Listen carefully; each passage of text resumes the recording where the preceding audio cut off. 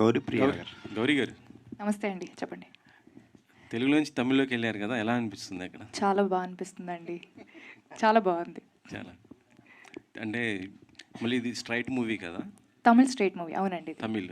కాకపోతే ఏంటంటే తెలుగు వాళ్ళు మిగతా అంటే మీరు ఒక్కరు తప్ప మిగతా ఎవరు కూడా యాక్ట్ చేయలేదు తెలుగులో అంటారా?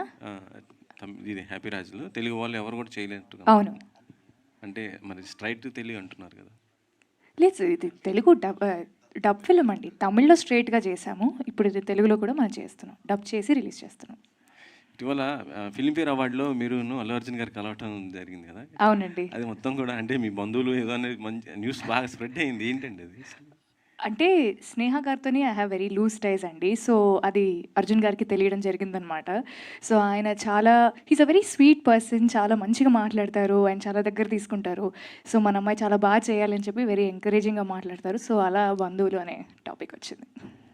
సార్ శశి గారు, నిన్ననే ఉస్తాద్ భగత్ సింగ్ రావడం జరిగింది, మళ్ళీ వెంటనే ఇప్పుడు మీది కంటిన్యూగా నెక్స్ట్ మళ్ళీ ఏం ప్లాన్ చేస్తున్నారు సార్? సార్